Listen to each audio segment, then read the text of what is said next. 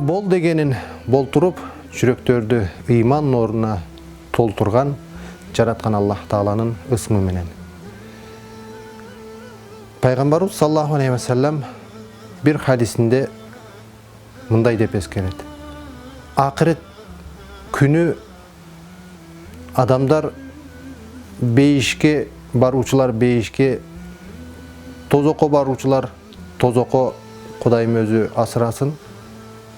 Ар кимдин тагдыры чечилген соң бейишке кирген bir жигитти эскерип, ал бейиште bir тараптан экинчи тарапка калкып, рахатка бөлөнүп, жыргал жашап жатканын эскерип, айланайындар, ушул жигит ушунчалык рахатка бөлөнүшүнө эмне себеп болду экен деп, бар болгону ушул жигиттин ушунчалык жыргалчылыкка, ушунчалык дөөлөткө, жакшылыкка жетишине себеп болгон кадамы, жакшылыгы, ал да болсо элдерге тоскоол болуп турган жолдогу дарактын bir бутагын кыйып салып, элдерге мына ошол тропинка деп коебуз, ошондон жол ачып койгондугу үчүн, ошол жакшылыгы үчүн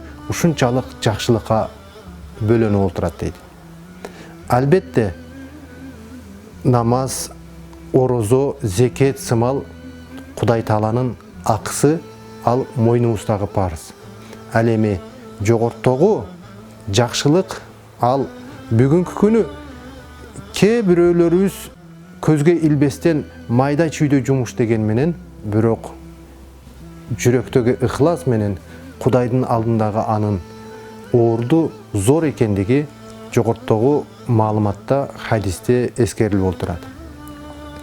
Албетте бүгүнкү күнү ар бирибиз мына кечээ күнгө эле пандемия деп bir канча ишкерлерибиз болсун, жаш курактагылар болсун, аксакал болсун, пенсиясын бөлүп, же болбосом жеке жарандарыбыз болсун, баарысы жапатырмак мына ошол балекеттен чыгып кетейин деп чогуу күрөштүк. Бар тапканыбызды бөлүштүк, Кудайым өзү кабыл кылган болсун.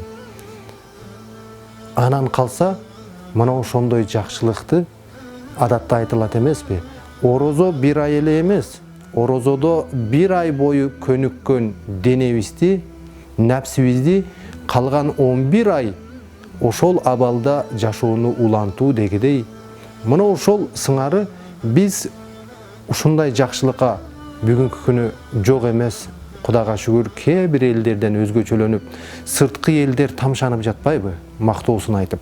Мына ошого, ошол жолубуздан тайбастан, дагы да болсо, мына ошондой жакшылыктардын үстүндө күн кечиришти Кудайым өзү насип кылган болсун. Бири-бирибиз менен бир бөлүшөр оокатыбыз болбосо дагы, жок дегенде бир жакшылыгыбызды, жакшы сөзүбүздү пайгамбарыбыз айткандай, Tabassumuka fi vajhi akhika sadaqa, bir buradarыңдын жүзүнө жылмайып койсоң дагы кайыр садака сыңары соопко ээ болосуң дейт.